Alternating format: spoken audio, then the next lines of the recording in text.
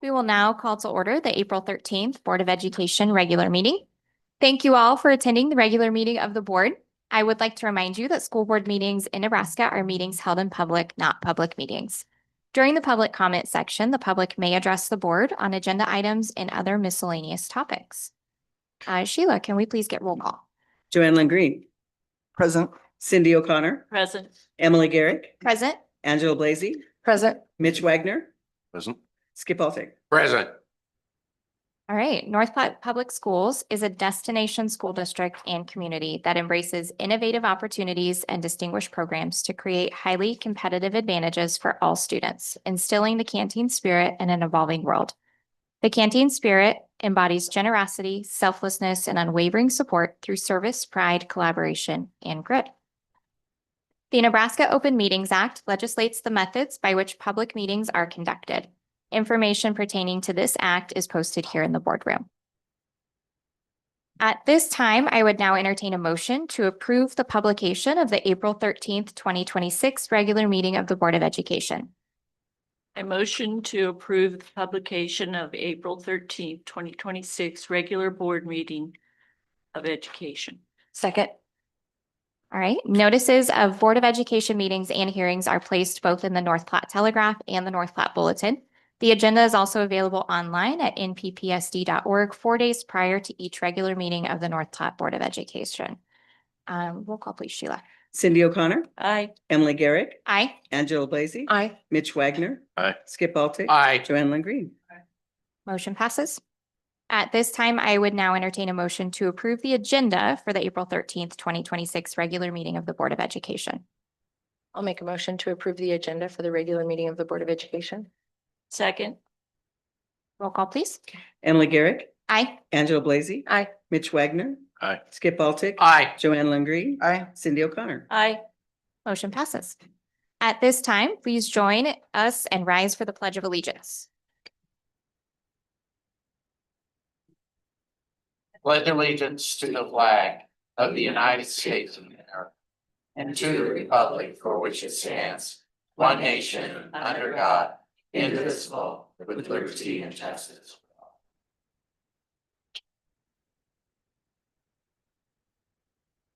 All right, we will begin this evening's meeting with our communications portion. So our first is a special presentation for our March Bulldogs of the Month with Mr. Spatatsky.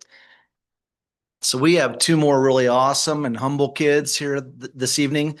They're part of the second to the last group of Bulldogs of the Month for this school year. The next one will be just after graduation, but normally we have it figured out who's going to go first, but it was a nose goes before. So Connor got the short one here. So tonight we have Mr. Connor Robertson and Miss Isabella Mitchell.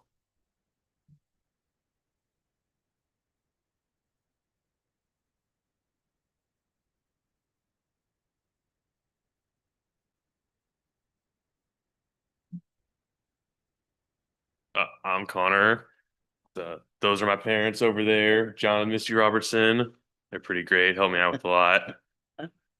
High school was pretty fun, about to the end, but a lot of activities, speech and theater for 2 years anyway. And then I started trap my sophomore year, and I've been in band all 4 years. That was a pretty fun time. My favorite high school experience was this year at our super awesome Christmas concert. Me and my buddy made this big slapstick that was like 8 foot tall for Sleigh Ride, the best Christmas song ever. And, we finally brought it out and it worked. It worked great.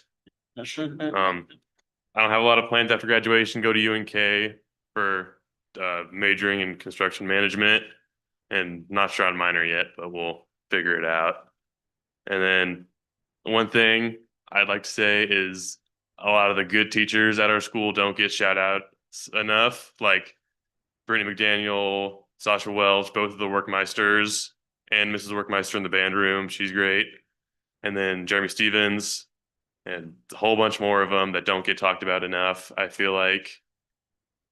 Yeah. Hi, I'm Isabella Mitchell. I'm here with both of my parents, Ivan Mitchell and Melissa Mitchell. high school's been great. I've enjoyed it a lot. The activities I participated in, I've been in one act all 4 years, same as fall play. I've also done speech 1 year and band for most of it. So I just really like all of it.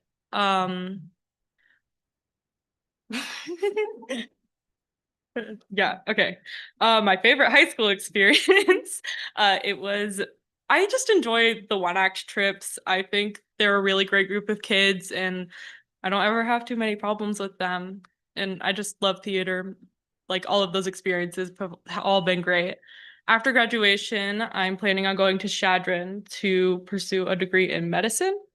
And yeah, I'd also agree with him. All of those teachers that he mentioned are great. Yeah.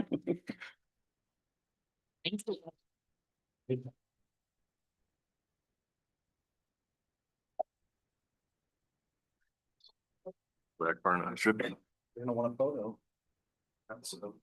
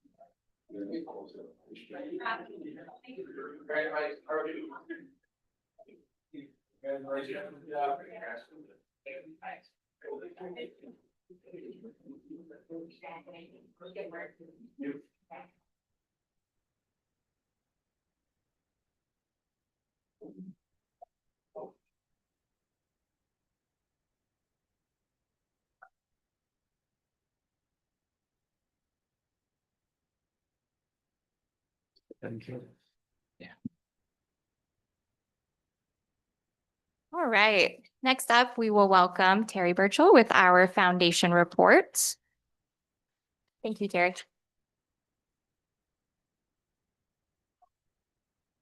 Good evening.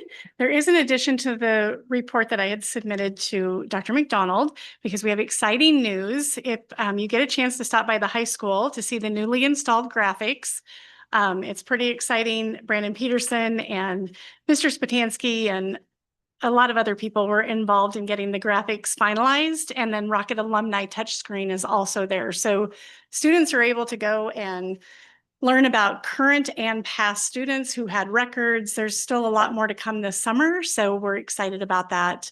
But just wanted to let everyone know that that was paid for by the foundation and a grant through Mid-Nebraska Community Foundation to make that possible. So we're very excited about that. The foundation will be awarding $23,000 in scholarships to 26 seniors in the class of 2026. There were 40 seniors who applied for scholarships this year, which is a little up from previous years. So the foundation and the high school are still working together to grow those numbers of seniors applying. And I think I have a great idea for next year. So working with the counselors there, Mid-Nebraska even came this year to help students look at the scholarships, figure out what they could apply for. So we're really trying to engage the students to apply for and get that assistance if they're going on to further their education. Summer Enrichment is back this summer in July. It is now Summer Launchpad.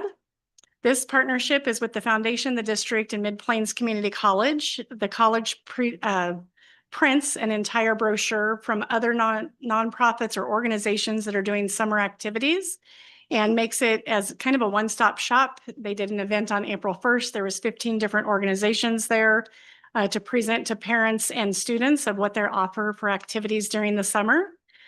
For us at the foundation, we've got 9 teachers offering 14 different activities for students in the area, and that will be at Adams in the high school in July. And those are the K2s, the kindergarten through 2nd grade classes are already sold out.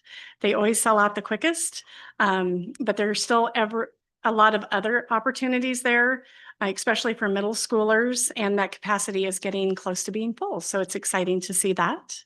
So if you haven't seen that, go to the nppsf.org website and you can check those offerings out. Also mark your calendar for Evening of Excellence on Friday, July 24th at venue 304. The theme this year is Christmas in July. So we've got a lot of work to do with that, but we will be recognizing 3 outstanding North Platte High School distinguished alumni whose lives reflect service, leadership, and lasting impact. First, we have Reverend Herbert Bush, the class of 63. He's led a remarkable life of service. After graduating from the high school, he attended the University of Nebraska, served 24 years in the U.S. Army Intelligence Corps. Following his military career, he answered a call to the ministry, serving as a pastor and a missionary in Guatemala and Peru. Today, he continues his mission work by working supporting families in ministry in Belize. He's actually coming back from Belize to attend and get this recognition. So his life story is one of resilience, faith, and global service. Then we have Bishop Craig Loya,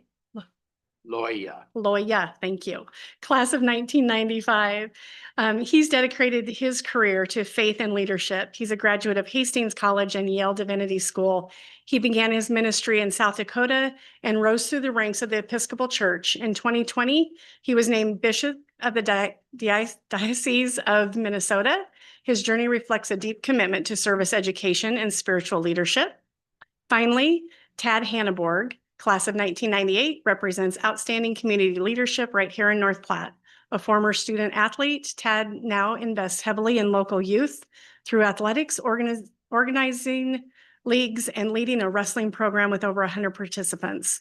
Through his businesses, not only here, but in Ogallala, and ongoing improvements to the community facilities, he continues to make a meaningful impact on the quality of life in our area.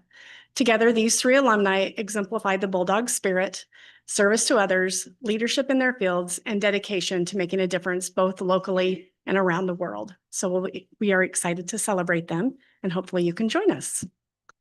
Tonight, we are recognizing Outstanding Employees of the Month from Adams Middle School. In the coming weeks, you'll be able to go online and submit letters of support for individuals who were nominated throughout the past year for Employee of the Month. Not just the ones that won that award throughout, but those who were nominated. Often this was a very competitive selection. I would say most of the time it very much was a very hard decision that not only myself, but also administration made together. Across our district, we're fortunate to have so many exceptional staff members, which makes the decisions very difficult. I would also want to encourage you, if you see someone doing great work in one of our buildings, please be sure to share that with the principal or administrator to show their support, because the principals and administrators can't be everywhere all of the time. We continue with our sponsor of Prairie Friends and Flowers, recognizing each month with us. And this month, Hub International was generous and provided a swag bag. At this time, I would like to ask Mrs. Brochus to join me. And as your name is called as an employee, please stand and remain standing if you can. And then afterwards, we'll have you come up for a photo opportunity with the board. Mrs. Brochus, would you recognize our employees of the month? Well, good evening. Our Adams family is extremely excited to announce who our honored guests are. We want to celebrate these 2 incredible members of our Adams team. They are individuals who make our school stronger. They're more supportive and a whole lot of fun in our class every day. Our first one I'd like to introduce, give a big Bulldog shout out to our teacher of the month, Mary Beth Kelly.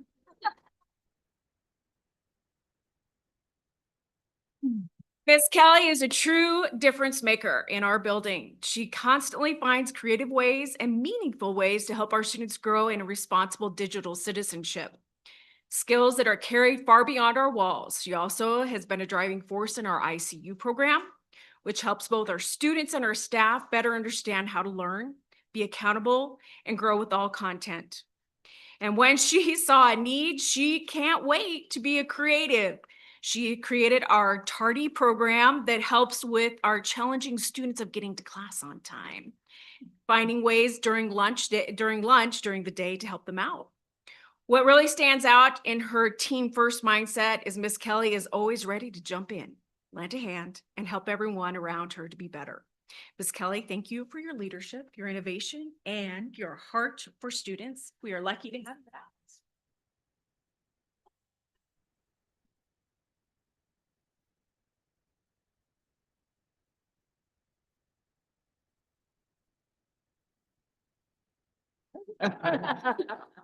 Now, let's celebrate our classified student of the month, Julie Messersmith.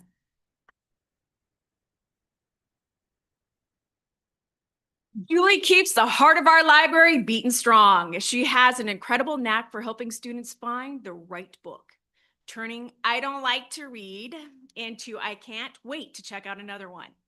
But her most impact does not stop in the library doors. Julie goes above and beyond to support our students wherever they need help, whether that's during our Wednesday school program or throughout the day. She is always there with a helping hand, a kind word, and a comment to help our students succeed. Julie, your dedication, your positivity, and your care for our students make you an essential part of our Adams family.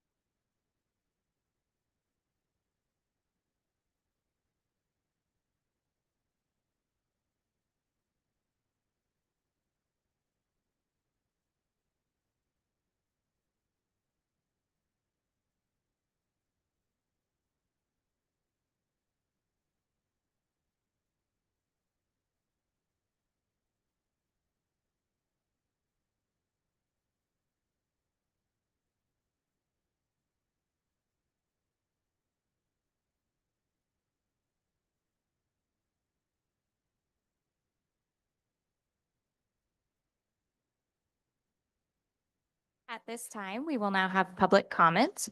Public questions and comments may take place at this time in the agenda. Individuals who want to address the board must complete a guidelines for public comments form with the date, topic addressing, name, address, and the name of any organization you represent, and give it to the board clerk prior to the meeting. I have none. Okay, I won't read the rest of my spiel then. All right, at this time, I would entertain a motion to approve the consent agenda as presented. Motion to accept the consent agenda as presented. Second. Okay, a consent agenda, also known by Robert's Rules of Order as a consent calendar, groups routine meeting discussion points into a single agenda item. In so doing, the grouped items can be approved in one action rather than through the filing of multiple motions. Documentation concerning these items has been provided to all board members and the public in advance to assure an extensive and thorough review. Items may be removed from the consent agenda at the request of any board member. So tonight, bear with me because there are a lot of contracts on here, which is great, but it's going to take me a hot minute to read through them. So 9.1, approve the minutes of the March 9th, 2026 regular meeting of the Board of Education. 9.2, approve the minutes of the March 24th, 2026 special meeting of the Board of Education. 9.3, approve the minutes of the March 26th, 2026 Board of Education Committee of the Whole meeting. 9.4, approve the teaching contract for Isabella Frazier, effective for the 2026-2027 school year. Approve the teaching contract of Amara Bertelson, effective for the 2026-2027 school year. Approve the teaching contract for Melissa Logan Morehouse, effective for the 2026-2027 school year. We're now at 9.7. We got a ways to go. Approve the teaching contract of Jameson Urkowski, effective for the 2026-2027 school year. 9.8, approve the teaching contract of Patrick Roberts for the 2026-2027 school year. 9.9, approve the teaching contract of Emma Bainey, effective for the 2025-2026. That should Yeah. probably read 2026-2027 school year. It should. Yes, okay. Make note of that. It will be for next school year. 9.10, approve the teaching contract for Danny Reed, effective for the 2026-2027 school year. 9.11, approve the teaching contract for Ariel O'Connor, effective for the 2026-2027 school year.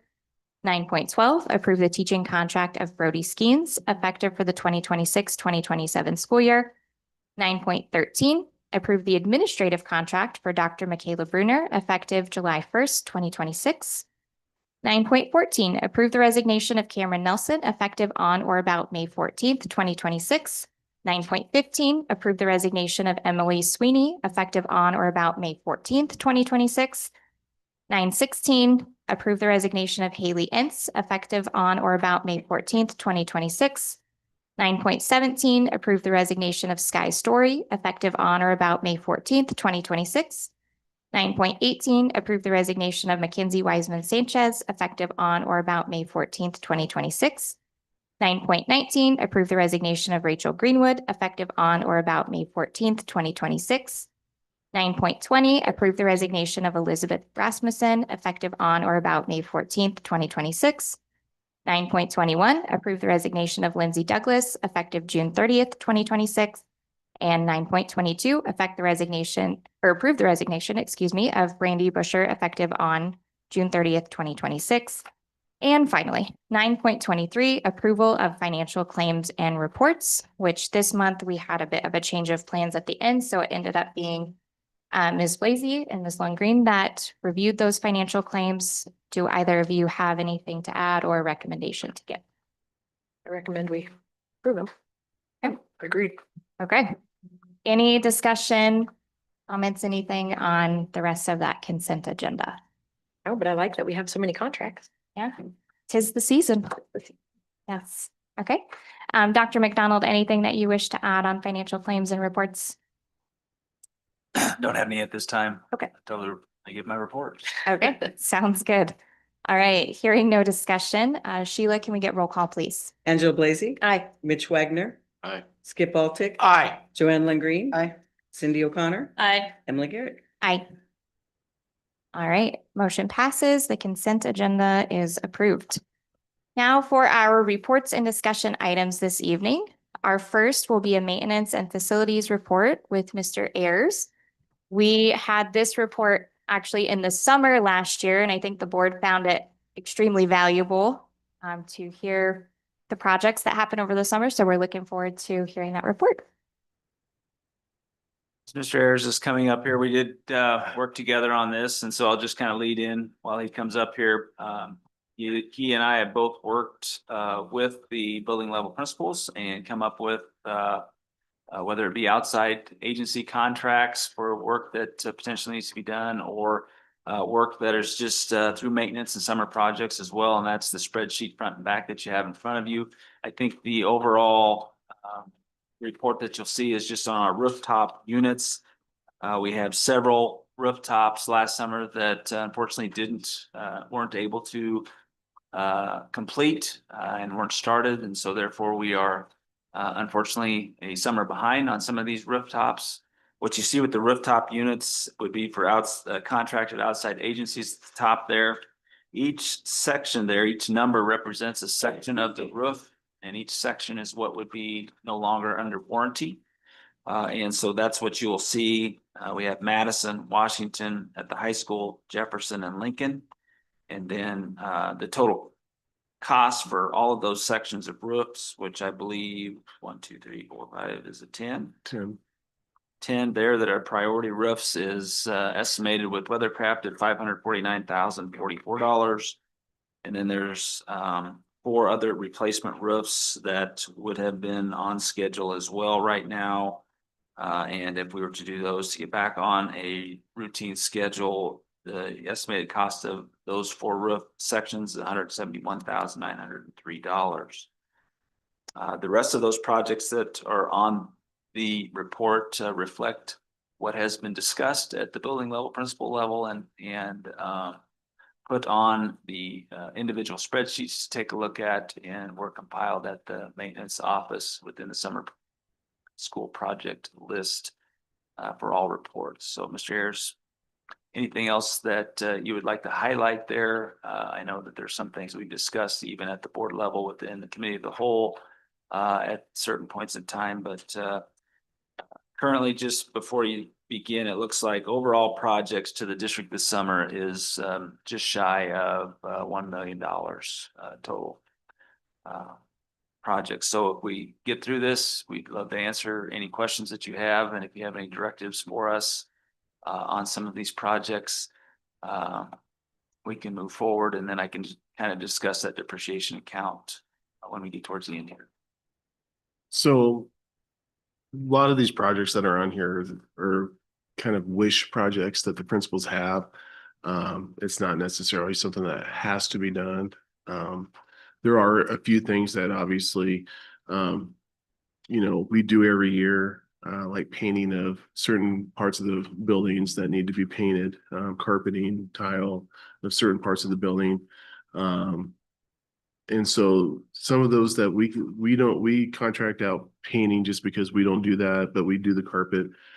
There's a few things on here that we have to do every year just because it's health inspector wise through the kitchens and stuff like that.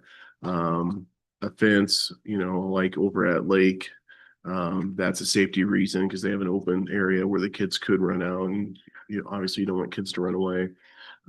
So this is just kind of a rough estimate of what I gathered through the principals, and I've talked to Dr. McDonald. Obviously, the roofs are our biggest priority right now. And I know if you look at the Madison roof, that's $132,000, the first one. That's actually above the gym in Madison. And what happened is those older buildings aren't made for rooftop units. So everything is sinking, so water is standing. And so on that particular roof itself, they're going to have to actually build it up and fix it so it doesn't leak anymore and it drains properly. But those roofs that you see that are the priority, Joe Staroska from Weathercraft has actually gone through and he's actually shown us pictures of pinholes in those roofs. So if they're not leaking now, they will at some point in time. On the other side is more of the things that we do to just do some upkeep of the buildings and the maintenance areas. And those are the things that they do every year, and it's just the things that need to be done. So the contractor projects are more expensive, obviously, because you have to hire somebody from outside. But the other side is the things that the maintenance guys can do, and the cost is just basically materials.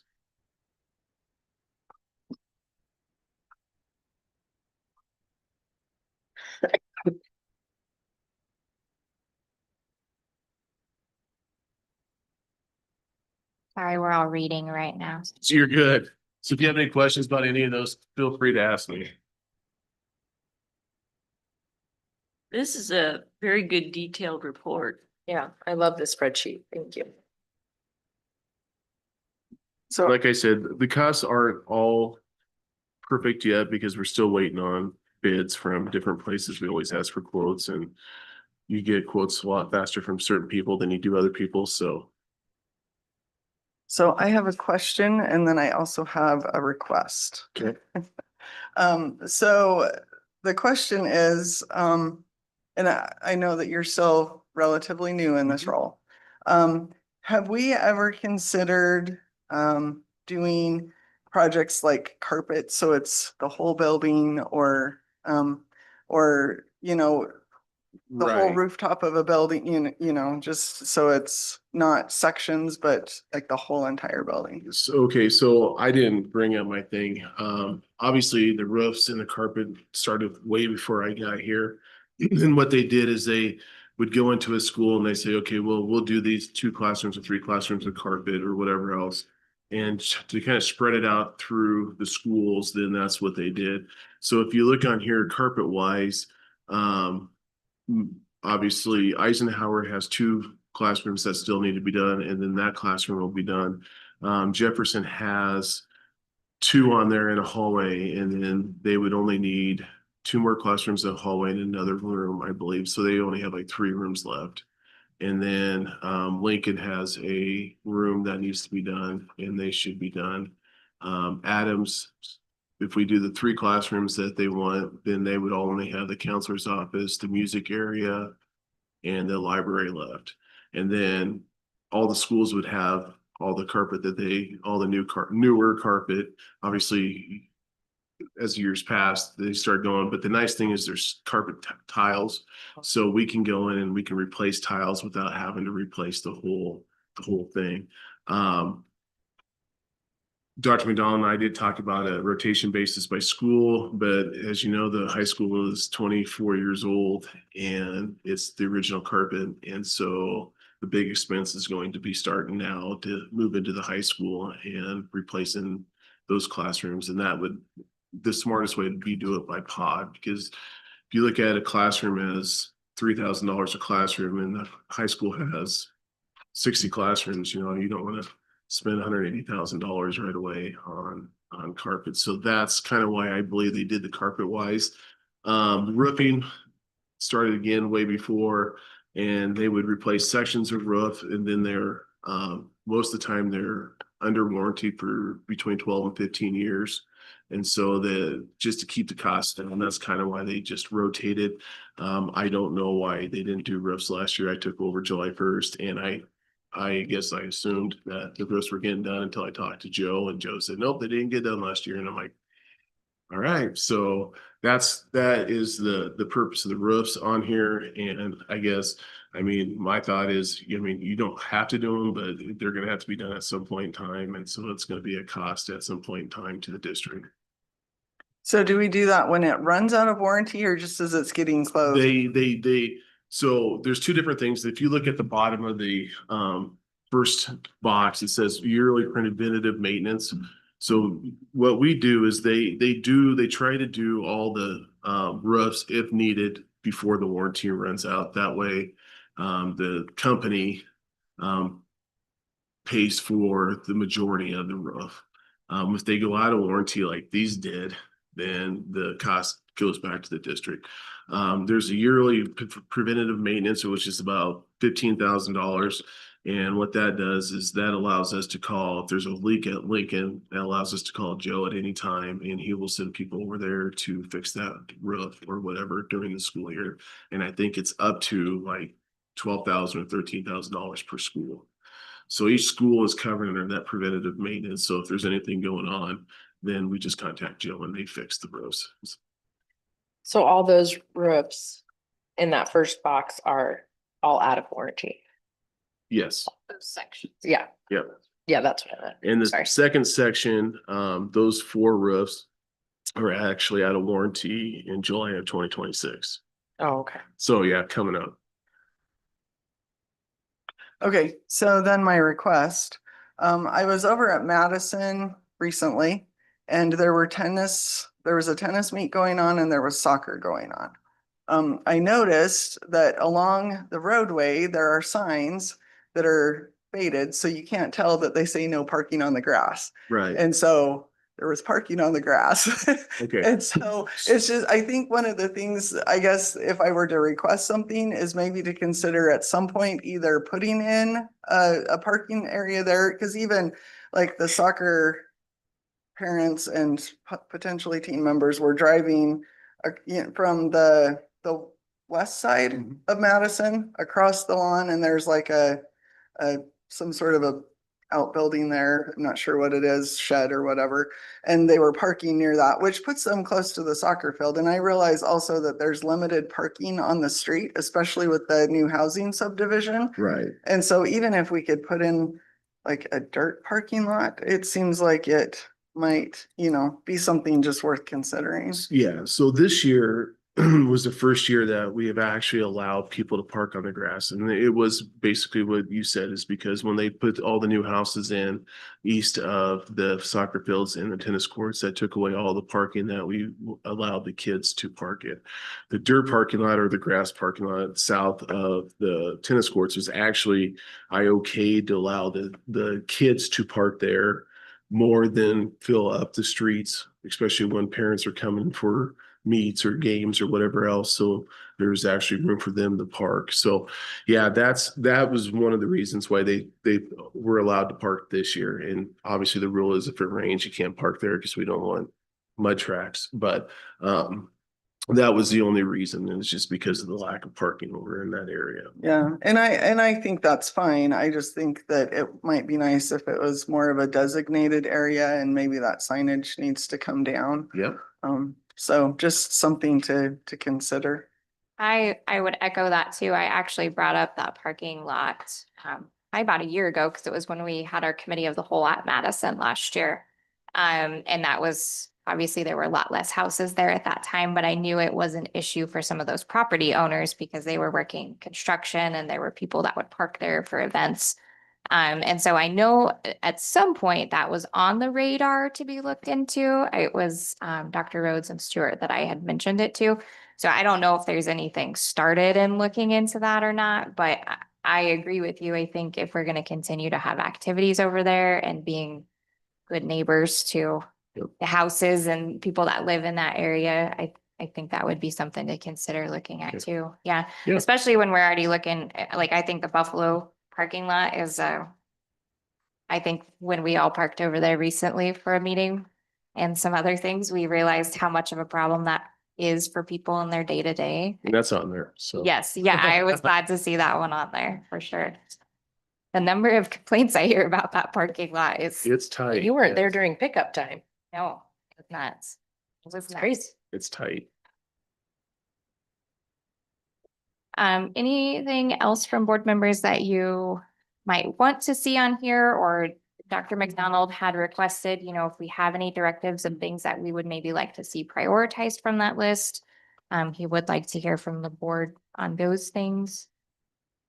Yeah, I think this is a very nice list. Yeah. I think especially for the people that are in the buildings often, you probably know where the problems are and what really needs to be addressed first. Yeah, I think you guys are doing a really good job. And I would like to say that the side that has the maintenance side it's a lot smaller, and it's only a lot smaller because there's more of a cost to it. There is probably another 125 requests that we've had from the principals that we have just went ahead, did work orders, and we're fixing them already. So we're doing a lot of that work now when we can get into the buildings, and this is just more of the higher cost things that would have to be done during the summer. I do have one additional question. So I'm probably more for Dr. McDonald. So a lot of this is covered either out of building budgets or QC PUF funds. Is that correct? Well, also a lot of these would be out of the special building fund that we currently have. There's 333,000 currently there. And then we could also utilize the depreciation account, especially on the maintenance side. I believe that 81,840 is the estimate there for those projects. The depreciation fund has roughly 2.8 million. So if you did all of the projects for roughly $1 million, that would leave you $1.8 million left in depreciation. The caveat to that is that, you know, when you reduce that, then you're reducing those you have to borrow within the inner funds to help support your general fund. Then that just means your line of credit would actually be more that you're asking for, waiting on receipts to come in. And so that's kind of where we're at right now in regards to utilizing those two fund accounts and then trying to support that general fund as we move forward. So if there's any priorities on there, again, the maintenance side of things, I think my recommendation is we should really look at that for sure. The roofs, obviously, we don't want our roofs to get to a point where they're leaking and destroying things. And then the other thing, I know that we had talked about additional parking. Again, you talked about the tennis court area over at Madison, but we also talked about Buffalo and extending that parking lot over there as well. Just to alleviate some of the traffic concerns that we have and lack of parking in regards to staffing and those concerns. So I guess that's where I'm at. I'm not really sure what to do as far as the roofs. If you're asking me a recommendation, I will obviously say we need to take care of our roofs, and we need to figure out a way to maintain those. Is there a reason why the fence at the lake is on the contracted side versus maintenance side? Yeah, so there's two pieces that are to that fence. One piece goes from the school to the shed, and we would need a contractor to, just because of the size of that fence and the materials to go from the school, you'd have to actually go out and around the berm and connect to the shed. And then there's a piece from the shed to the actual existing fence that we could do ourselves. Just like at Buffalo, we're actually putting in a fence right now from the east side of the building to the fence on the east side to cut off part of the playground So the kids don't go around the building and hide on the other side. So we're putting it, for safety reasons, we're gonna put a 4-foot fence across that way to kind of cut the playground off a little bit so they can only go to a certain spot. So some of the fencing we can do, but the other piece, the bigger fence that would be more a 6-foot fence and more commercial size would need to be done by somebody that can do it. I think I would just say, you know, if we get to a point where we're having to prioritize any of these things over other things, I think the things that are directly tied to safety would be top priority, you know, from my vantage point as a board member, or things that are preventative, such as roofs, where if you don't take care of it now, it's going to cause bigger issues down the road. I think all of these projects are like great projects, so I can't think of any that I would say, no, don't do that one. But I think that if it comes to a point where we're having to make decisions, I'm excited in particular to see the concrete pillars on there as a project in front of the high school. I think that that's a really great idea. And I'm actually surprised. I figured it would cost maybe more than that. So, And it might, I'm just kind of going off what it costs us to do. right. Light poles at Eisenhower, so. Sure.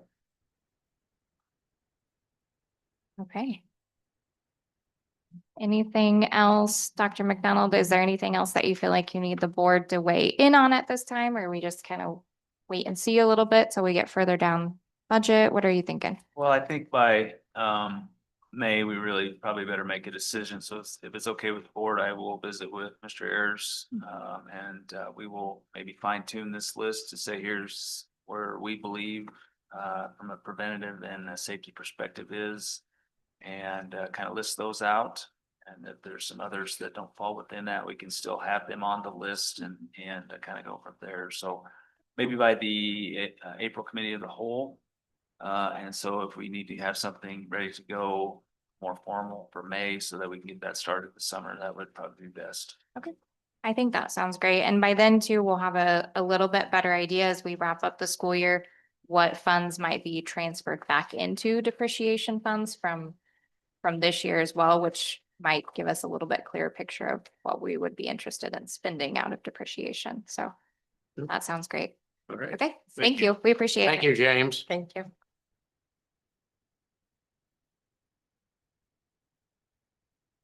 All right, well, that's kind of the perfect segue into our monthly financial and budget report with Dr. McDonald. Right, has it up there. We'll go over the first one is just our general fund report and the rolling report throughout the course of the year. For receipts for March, we had $7,560,744.86. Our expenditures for March were $4,304,012.24. You go all the way to the right, you will see the breakdown between payroll and payables, and all the way down then is the monthly averages below that. Our cash on hand currently is a negative $1,638,714.75. Again, we are balancing that out with our interfund accounts and borrowing from them. Again, right below that is our borrowed amount of $2.5 million for the line of credit that we had in January. We have paid that off this month. And so you can see that the interest and fees over the course of that time was $98,200. We are currently in March, we are 6.667% under budget. So that's continuing to trend favorably as we move forward. Typically, when we get into more of the April and May should be a bigger receipt month, anticipating in April between 3.4 to 4 million basically in receipts. But last May was over 12 million. And so that's kind of what the anticipation there is. And so that will determine kind of what that cash on hand will be moving forward for the 26-27 budget year, and hopefully have a better understanding at that point. Any questions on the general fund? The next slide is just your cash flow report. Again, general funds at the top. Goes through all of the funds, depreciation, employee benefit, activity funds, school lunch, the bond, special building, qualified capital purpose undertaking, cooperative fund. Your beginning balance totals are at the bottom there. Revenue totals, currently were $7,960,907.33. Expenditures were $7,248,634.16. We have an ending cash balance, all funds of $3,985,362.31. The next slide is your bank reconciliation, which matches your cash flow report. Showing you that those numbers do match. And then the last slide is on enrollment. Enrollment is staying steady with a minus 0.7% again on 4/7 of 26 in regards to overall enrollment from the previous month. So Do you have any idea what kindergarten enrollments are looking like?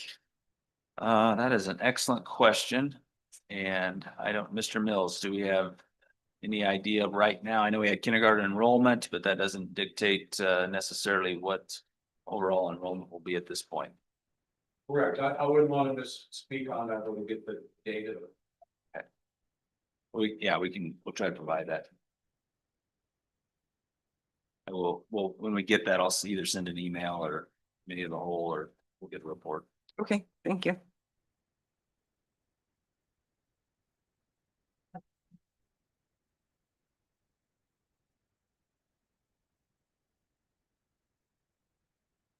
I Are guess, those, oh, sorry, Joanne, I'm betting, I'm gonna ask about the decrease. Were there March graduates at the high school? There were. Okay, is that what part of the decrease in enrollment at the high school is? Okay, Yes. I figured that's where part of that decrease came from. I just wanted to make sure that I verified. I just also wanted to ask if we could get preschool for next year too, just, Preschool numbers. yeah, as soon as you can Yep. have those.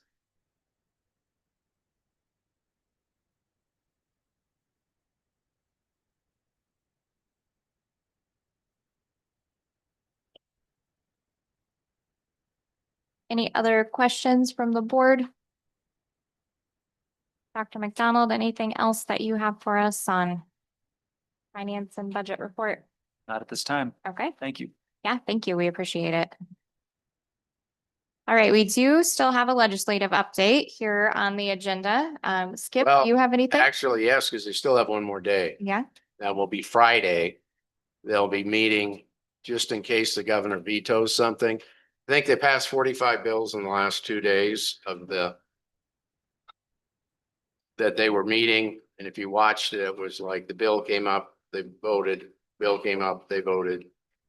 It was interesting. As far as what affects us, there's a couple ones. Number one was LB 384, which requires the county assessor and one voting member of the governing bodies participating in the political subdivisions to attend what we call the pink postcard.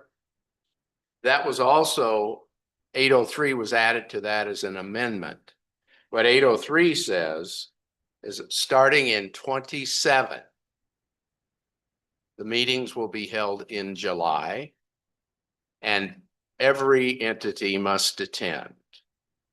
And again, one voting member, whether you're going to be needing to vote over or whatever, but every entity has to have at least one member there.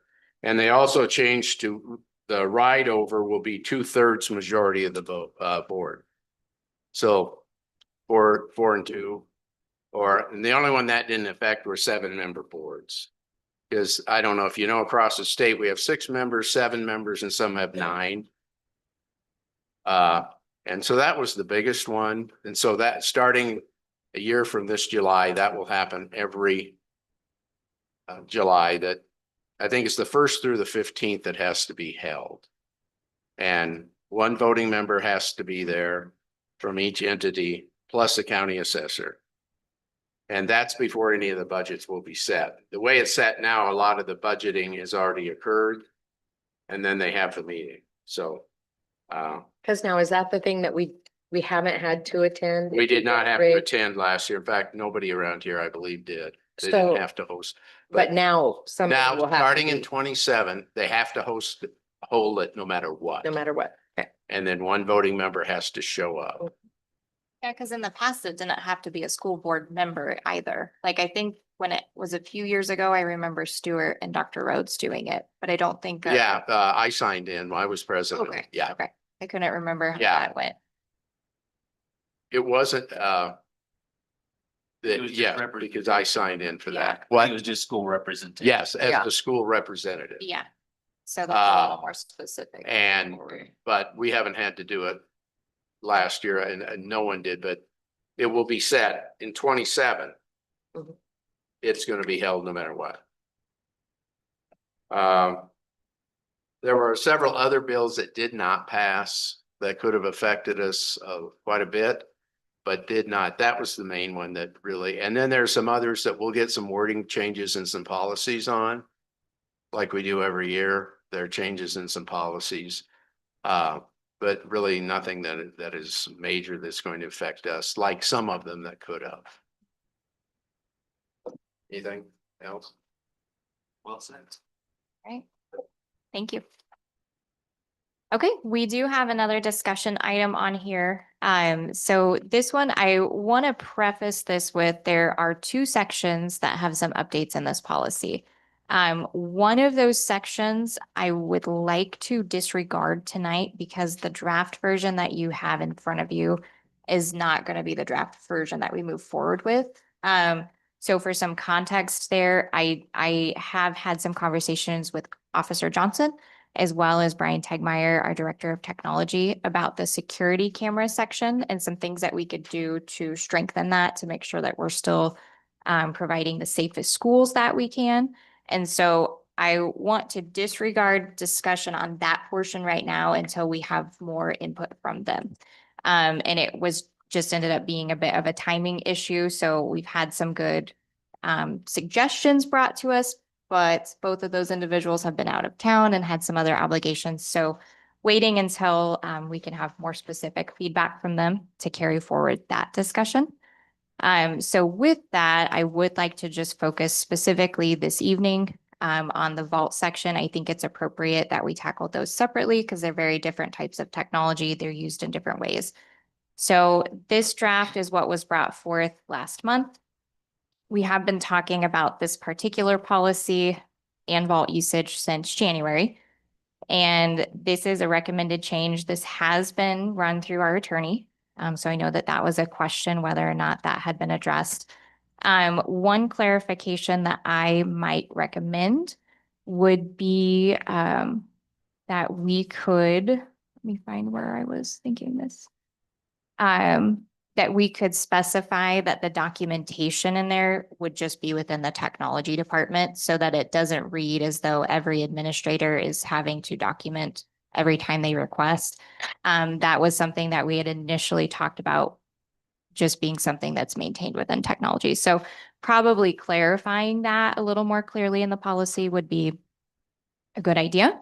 Otherwise, you'll also see that there's a report provided for you there. So following our meeting, I just felt it was very clear that I wasn't understanding the full scope of the use of vaults. And so instead of making decisions that are based on opinions and feelings, we just have some data in front of us. So that data that's provided for you does break down just by department, statistically how vault has been used over a year's time.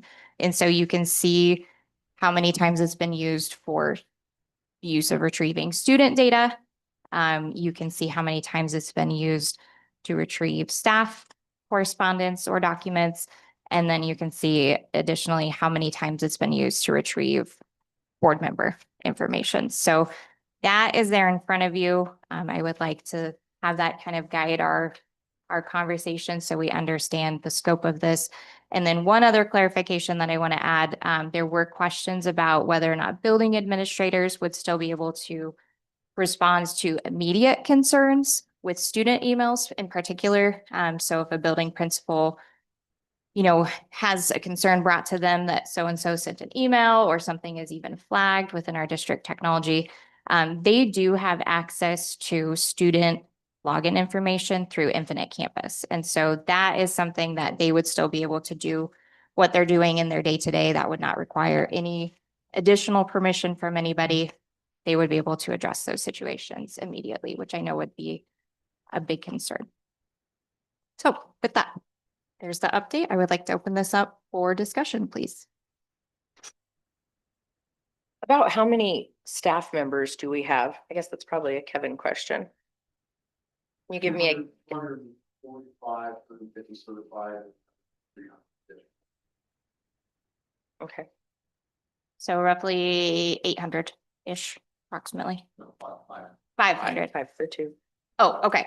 just the two. Yeah. Sorry, I was adding 5 onto. Okay. Nope, I hear you. Okay. So roughly 500 staff. Yeah. Okay. And we obviously know our student enrollment count in front of us. Yeah, I was really shocked to see the number of student searches. It wasn't very many, so I'm guessing most of those go through the other system, not really through Vault. Would that be accurate? Like you were saying, the principals have. That was my understanding, is that a lot of those are done through accessing their login information through Infinite Campus. Mrs. Busher, would that be an accurate statement that building administrators have the ability to do that?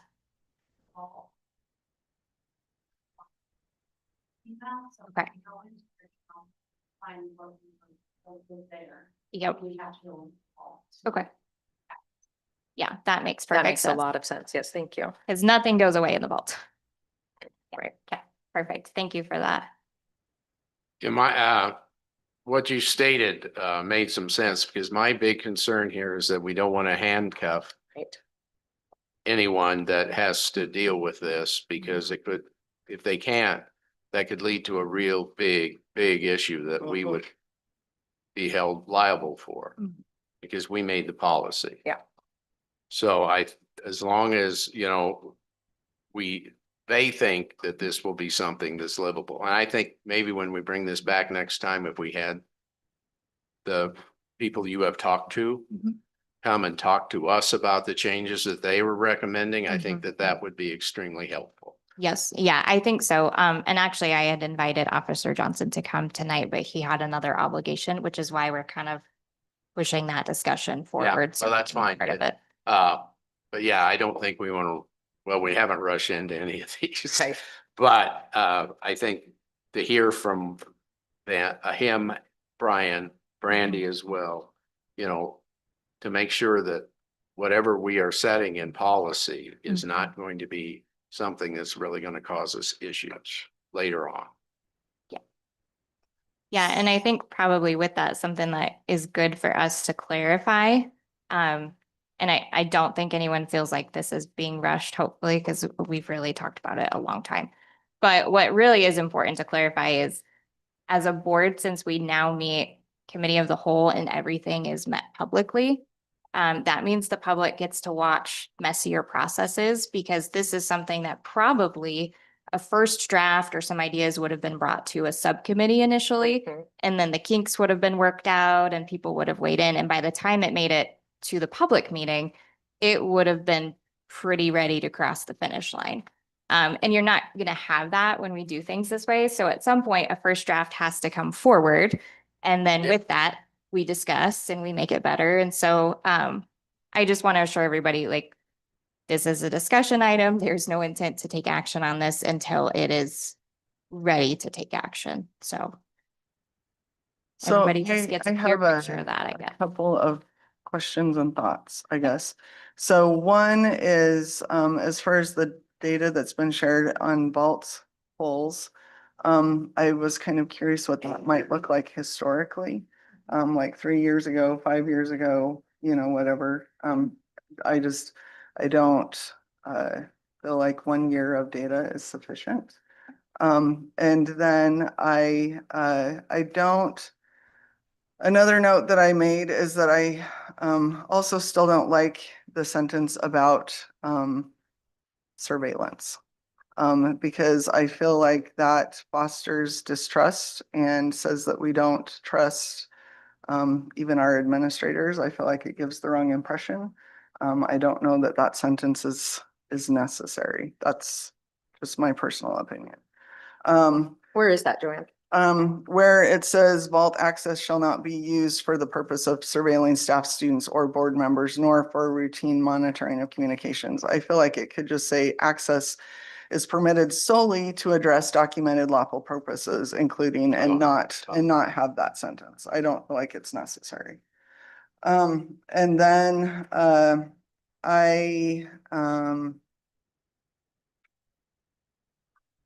yeah, I guess as far as the surveillance, I feel like maybe sometimes it could give the impression that that's what people are doing all day. And we know that people in our school district are way more busy than that. They don't have time to sit there at their computer all day and just watch people. So I also think I do think that it's important for the school district to have access to staff email. One of the things that I've thought about recently is I know that we've had some conversations with maybe staff being uncomfortable to share something with the board. And so I feel like, or for example, with our board chair. And so I feel like if there are concerns that they don't necessarily want to share through their school email, that maybe a private email would be a better route for them to go. Just because I do think it's important for the school to be able to access the information that's being shared on the school system. And I think it's something that we see throughout the community. I know at the college that there is access to those types of things. I would imagine at the hospital, I don't know because I never worked there, but you know, there's just some things that I think that I don't feel like we're necessarily doing business in any way that's outstanding to the way it's being done. And then I also wanted to just ask Brandy a question. So I know as you and I have talked a little bit about this policy that the student safety issue as being able to, as far as seeing emails that are deleted, is there an instance where you feel like you've needed more immediate access to the vault to see something that was deleted and maybe having to go through the process of going to administration could be a difficulty? So I kind of want to know if we need to have like another option so that if there is like a student safety issue where someone has shared something through email and then maybe deleted it, and you've needed that immediate access that you haven't been able to have or wouldn't be able to have if we put this policy in place.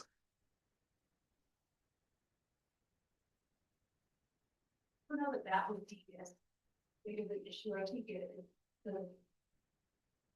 I guess the issue would just be a little bit of confusion around how students and parents interpret this, that like there have to be small parameters around if the staff member to the students email, but I guess and then involving additional people in accessing student email, I just think those programs supposed to be able to, if they need to get that just going through technology and not having to include an extra person.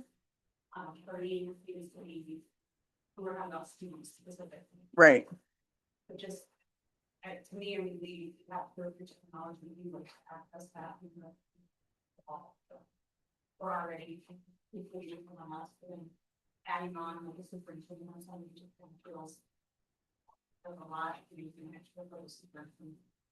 Well, and I just am wondering if Big of an issue. Because yeah, you can get to the emails. well, and I know that there's been times where, and not, I want to be clear that the superintendent and assistant superintendent are generally very responsive, but there have been times when we have gone to the state school board conference, for example, when they're not both there. And I mean, they're with us at the conference. And so, you know, I just want to make sure that there's not a situation where they're either in a meeting or out of the district or something, you know, that it would create a problem if we have to go through that additional channel. So. So, Even if they're out of the district, they're a phone call away. well, for presumably, so. Okay. I mean, it's true. So I just want to make sure that we're covering. So, and then I guess my only other comment is I do appreciate that we are giving a public view of some of these comments, but I also feel like sometimes there's things that we can't, you know, because of safety and security reasons necessarily share in an open meeting like this. And so my preference after going through this whole process and maybe just looking at future processes would be maybe having a subcommittee where we work through some of the especially sensitive issues and then be able to have a larger conversation, because I do feel like there's things that can't necessarily be asked in a public meeting, and things that have been shared, stories that have been shared with me through either law enforcement channels or some of the people in our district, that it's not something that you want necessarily printed as a headline on the paper. Sorry, guys. So. Well, I think those are very good examples of appropriate use of chain of command for those concerns to go through our superintendent and then to be relayed to the board. And sometimes it is appropriate for the superintendent to send something informational to the board that isn't part of the public meeting. So I think that would be a really great example if there are people who have those concerns and don't feel like they're things that need to be stated publicly for safety reasons. Then obviously in the best interest of the district's safety, that information should still be relayed. But I will tell you, I am pretty against policy being developed in subcommittee. And honestly, just from a transparency standpoint, I'm the board member who's been yelled at for the last 3 months about not being transparent. And I'm not going to be in favor of going backwards when I think we've been moving forwards. And so I think the public has a right to see this process. It looks messy. It might look dysfunctional, but there's a reason that we changed this a couple of years ago. And it's because some of this stuff was happening in subcommittee and half of the board wasn't involved in those discussions. And then by the time things got to the full board, you didn't really have an opportunity to weigh in. There was less opportunity to hear public concern. So I would be against that. Personally, I mean, I see where your concerns are coming from, and I think we could address those concerns through superintendent correspondence and some of those things. I think your concerns are valid. I just would rather approach it a little different way. One thing that I would add, so I'm not necessarily against removing the sentence that you have a concern about, because I think the following sentences are still pretty clear about what should be allowable access to vaults. But I also don't want to be super dismissive of concerns surrounding this technology, because there are concerns. And, you know, the fact that board emails were read over 300 times in a year's time, that is not, like, part of those things would have been in relation to a recent FOIA request. But as board president, if there was ever a concern about misconduct on this board, that would have needed to go through the board president. And if it was concern about the board president, it would have needed to go to the vice president. That's how our code of ethics works as a board. And so, you know, obviously there were no concerns that were brought forth, which tells me I'm not sure that I understand why board member emails were accessed that many times. So I don't want to dismiss this and say that there's no misuse that has been happening, because I just think that's not factual. I was shocked that there's only about 20 20 differences in searches from staff that we have 500 staff members and 6 board members. When I looked at this report, I was wondering, and Brandy, this is probably for you. I noticed like the student service department, I get you deal with students, but so you don't have to deal with staff searches. Is staff searches available through the Infinity campus, like the student emails are? They're not. So that's why the technology and superintendent's office has them. Okay.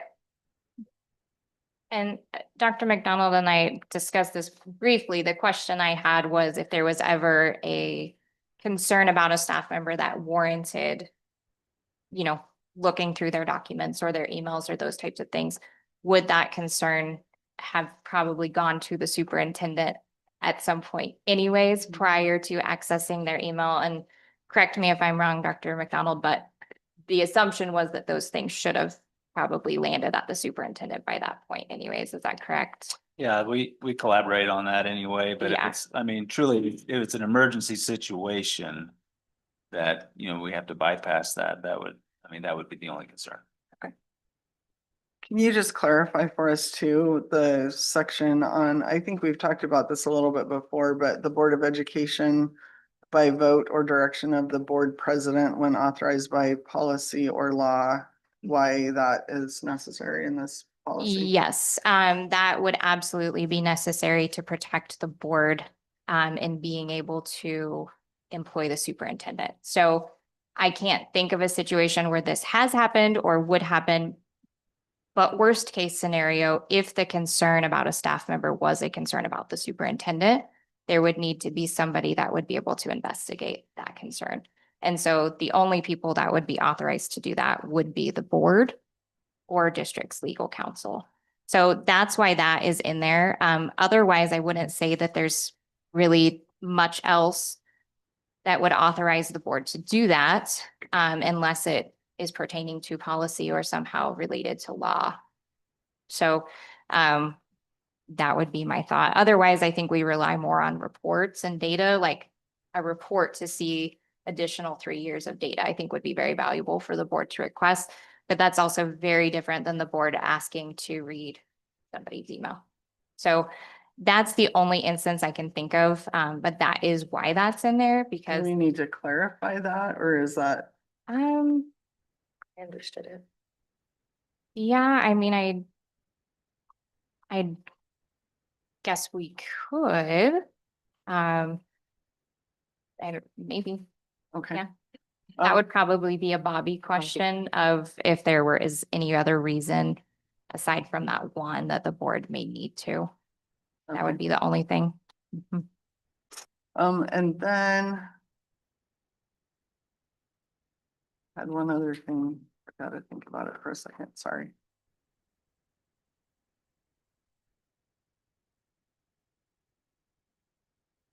It'll probably come to me like later tonight. So I did have another question, but now I can't remember what it was. Well, the good news is we're talking about it again, so you can certainly bring it next time. Oh, too if you think. sorry, I do remember now.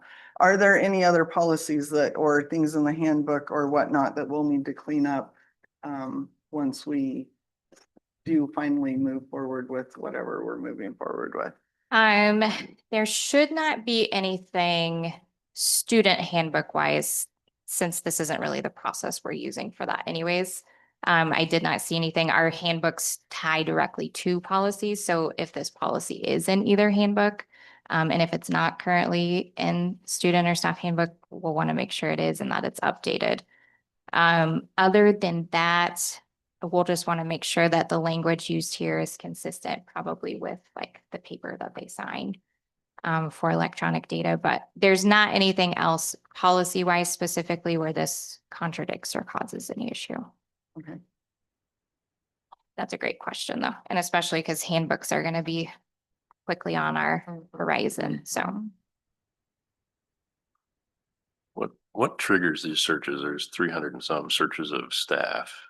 Like are there parameters for why those were searched, or I just am curious one day and I log in, take a look. That is precisely why we're looking at this policy, because currently there are no parameters. So you can just, if you have access, you can go ahead and do it. Yes.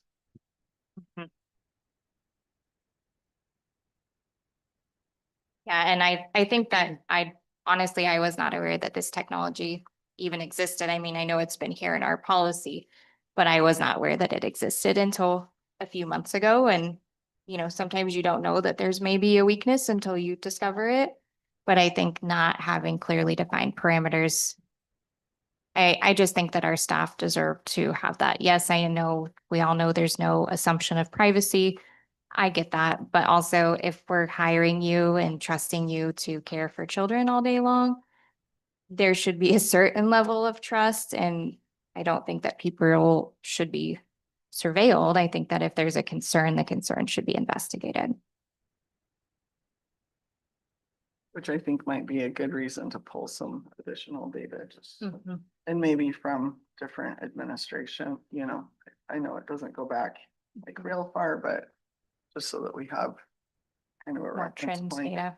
Yeah, I think that would be valuable I for think, sure. I think that that's a good idea too, because I don't think that it was just this current year that this has been happening. I think that this has been happening for years. And I I've will brought warn it up you. a few times. Our technology department might not love us if we do that, because I think that their process was they had to run every search. And then because I did not want us to see any names or accounts or anything like that, I think they had to go through and code everything, either student, staff, or board member. We love you, Um, technology. Yeah, sorry, guys. So I just want to preface that by saying that if we do that, I think we should have a reasonable expectation of it might take us a little Yeah, while to get that I just data. think a couple of points in time. I don't Yeah. feel like we need to like pull the whole Right, history. a decade so, worth or Yeah. something, yeah. Yep, no, I think that is valid. Okay, anything else here? I've got some notes of some questions to look into prior to next time. Is there anything else on this section of policy? Okay. All right, if not, we will go ahead and move on this evening. And again, hopefully at our committee of the whole, we can bring back up the security camera footage piece of this. But I don't want to rush that, and I want to make sure that the necessary parties have time to weigh in. So hopefully that will work at the end of this month. Okay, we do have just a couple of action items on tonight's agenda. So the first one is to approve mileage reimbursement to myself. This actually is from back in February. It just got missed on last month's agenda. So this is for the President's Retreat in Kearney. So I would entertain a motion if anyone so wished, and I will be recusing myself. I'll make a motion to approve the mileage reimbursement for Board President Emily Garrick. Second. Roll call, please. Mitch Wagner, Aye. Skip Altick, Aye. Joanne Lingreen. Aye. Cindy O'Connor, Aye. Emily Garrick, Abstain. Angela Blazy. Aye. Sorry, I couldn't think of the word. Been a long day. Okay, motion passes. Thank you. All right, our next action item, I would first entertain a motion to approve policy 2018, board electronic use and access policy. I'll make a motion to approve policy 2018, board electronic communication use and access. Second.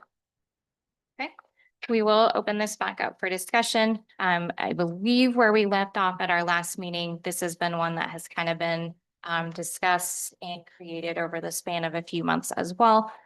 So this policy really just clearly defines how board members use communication, our responsibility for maintaining records, all of that, as well as when appropriate to access board member information as well. So this is a new policy. We do not have an existing policy 2018. Bobby said we were okay to number it that because he didn't think we would very often add anything to the 2000s. So he said the numbers should be safe. So I will open that up if there's any further discussion or questions from the board on that before we vote.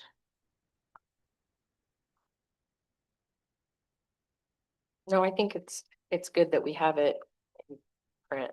When we get on the board, we can see exactly, oh, we need to retain these, you need to keep them. Sometimes when I got on the board, I didn't realize that some emails don't need to be saved and they actually should be just for safekeeping. Skip, do you feel better about this policy now? Well, I said last time, I think it was at the committee of a whole that I felt better about this. You know, it makes points, but it is pretty open to read and makes a lot of sense. So, yeah. And we've only talked about it for 3 months or 4 months. So, Yeah. kind of like the other one is headed for longer though. So yeah, my concerns were alleviated at the committee of the whole meeting when this one was presented. Okay, perfect. And Joanne, I think this would be a great policy in our board handbook someday to have included in there. I agree. Okay. Last chance. All right, hearing no further discussion. Sheila, can we get roll call on that, please? Skip Altick, Aye. Joanne Lingreen. Aye. Cindy O'Connor. Aye. Emily Garrick, Aye. Angela Blazy. Aye. Mitch Wagner. Aye. Okay, motion passes. Our next action item is to approve the interim superintendent contract for Dr. Virginia Moon for the 2026-2027 school year. So before we open this up for discussion, I would first ask for there to be a motion on the table.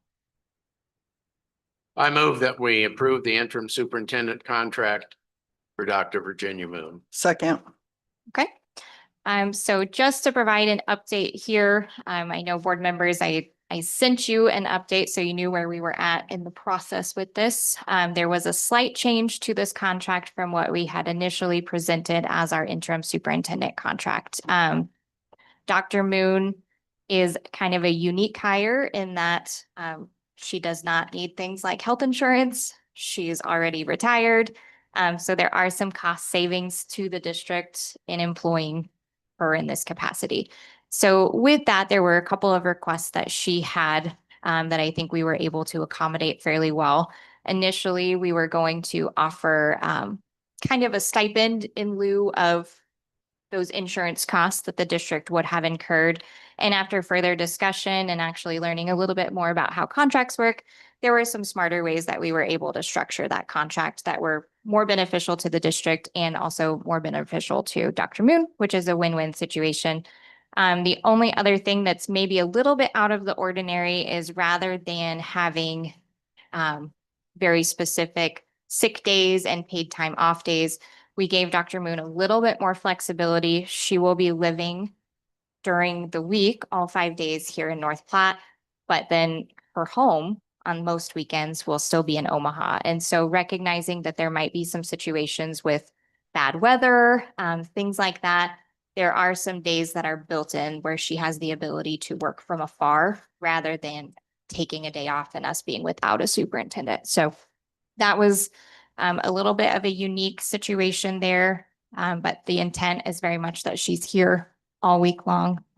This isn't like a 3-day, 4-day working week setup or anything like that. So that is where we landed with contract. I feel really good about what that looks like for the district.